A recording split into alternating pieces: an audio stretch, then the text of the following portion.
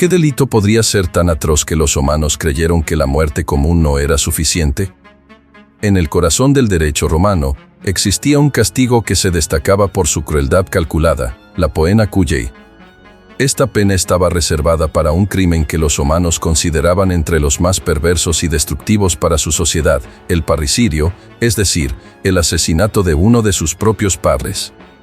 No era traición ni rebelión, sino la muerte del padre o la madre.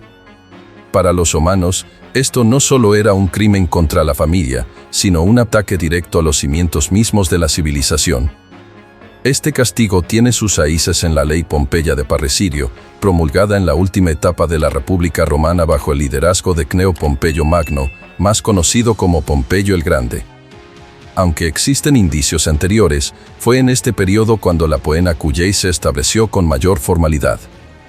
Este impuesto reflejaba el profundo respeto que los humanos tenían por el paterfamilias, la figura masculina a cargo del hogar y guardián del orden moral romano. A diferencia de las ejecuciones rápidas o militares comunes en Roma, la poena cujei tenía un propósito simbólico mucho más profundo, no solo acabar con la vida del culpable, sino borrarlo por completo del mundo.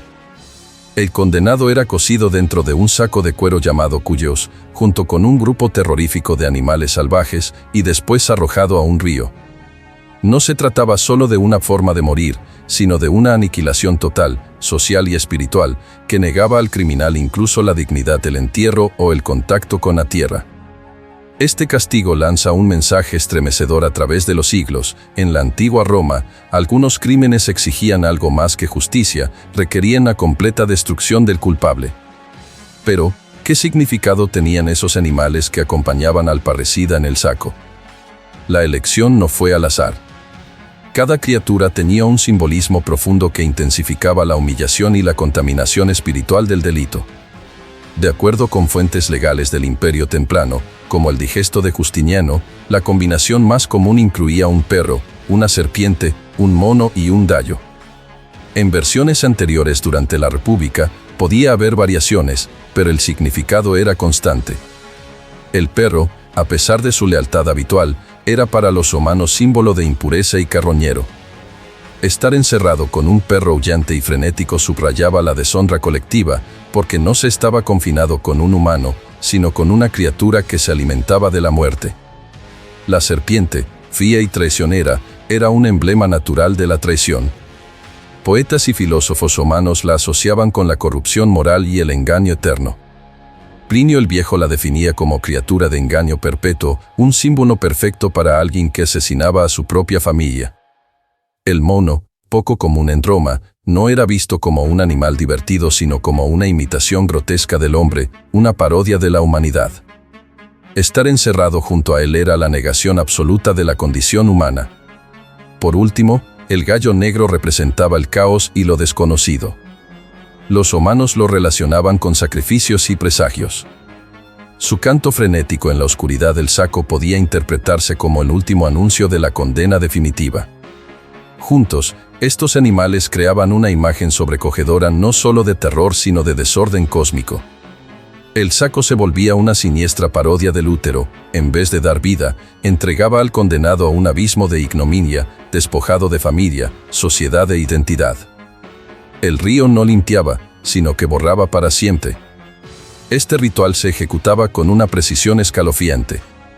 No era un acto impulsivo ni una venganza popular, sino un procedimiento reglamentado y ceremonioso que buscaba aterrorizar y ejemplificar. Según fuentes como el Digesto y juristas como Modestino y Paulo, cada etapa estaba diseñada para humillar, aislar y deshumanizar al parricida. Primero, el criminal era flagelado con varas, una práctica habitual antes de la ejecución que reforzaba la autoridad del Estado y la vergüenza pública. En ese momento, el parricida quedaba despojado de cualquier protección legal o ritual, reducido a un ser despreciable. En este castigo podemos vislumbrar cómo Roma enfrentaba su mayor miedo, no solo la muerte, sino la ruptura del sagrado orden familiar y estatal, pilares de su cultura milenaria.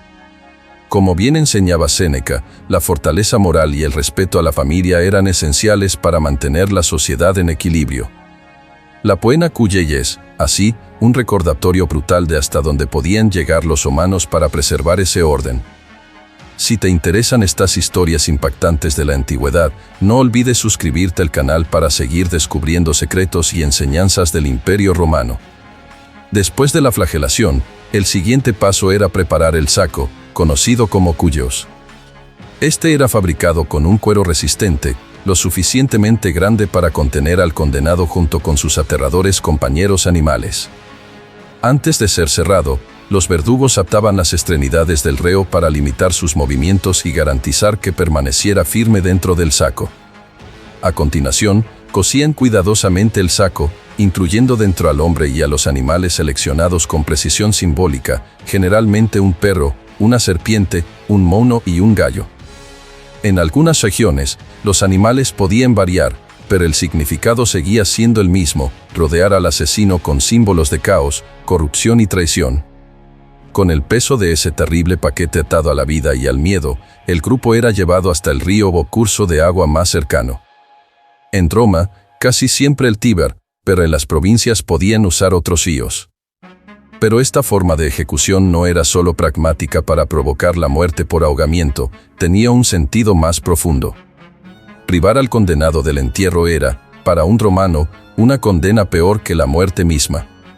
Sin una tumba, el criminal quedaba sin acceso a los rituales funerarios que permitían su paso a la otra vida y la memoria que perpetuaba su existencia.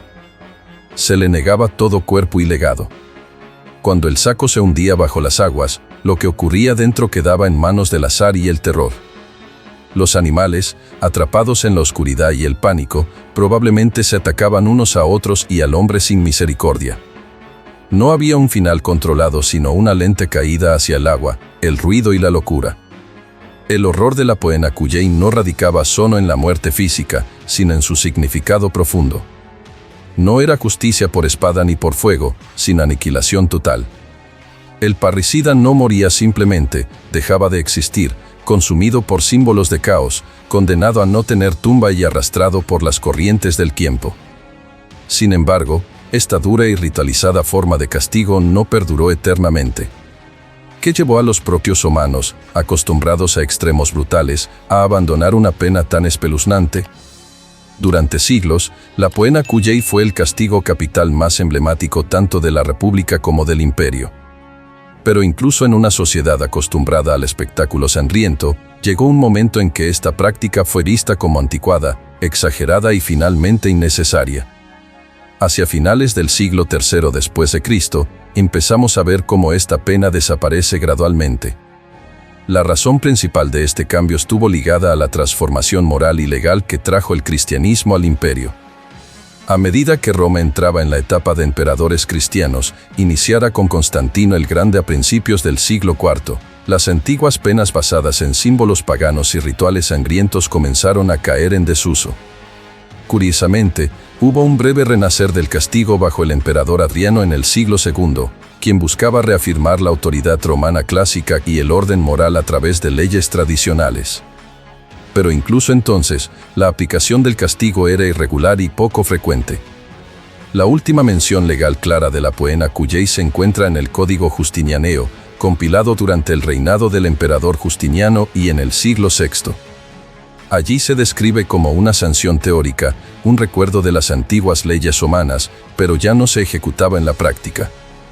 Para ese momento, la pena por parricidio había sido reemplazada por métodos más directos y simples, como la decapitación o la quema, sin las complejas ceremonias de antes.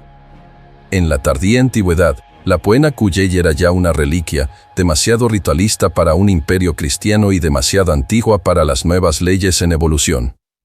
Permanecía en la memoria legal, pero no en la práctica cotidiana. Más allá de ser una forma de ejecución, la Poena Cuyei representaba la condena más severa que Roma podía imponer a un crimen que consideraban innatural, matar a un propio padre o madre. Este castigo reflejaba la importancia que tenían para los humanos el orden, la sangre y la santidad ancestral. La brutalidad del ritual mostraba cuánto valoraban a la familia, base inquebrantable del Estado. ¿Qué nos revela este rito sobre la visión romana de la justicia y sobre el miedo a la desintegración moral? Te invito a reflexionar, ¿puede la ley mantener el orden sin apelar a la intimidación? Porque, como afirma el digesto, ningún crimen viola la naturaleza tanto como el parricidio. Si quieres seguir explorando